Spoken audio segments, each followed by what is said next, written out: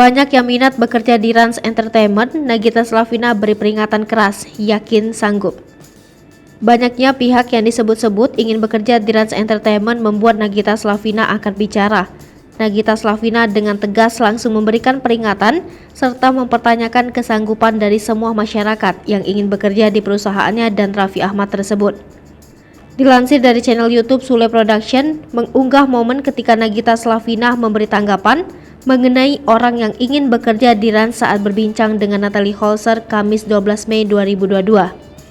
Nagita Slavina mengungkap tanggapannya mengenai banyaknya pihak yang berbondong-bondong mengatakan jika ingin bekerja di perusahaan Rans Entertainment.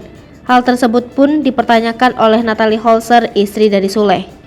Mendengar hal tersebut, ibu dua anak itu lantas kemudian mempertanyakan soal kesanggupan. Natalie kembali memberitahu bahwa banyak orang yang ingin kerja di Rans Entertainment. Tak hanya itu, Nagita Slavina juga membahas mengenai makna dari bekerja yang memiliki sisi enak dan tidak enak.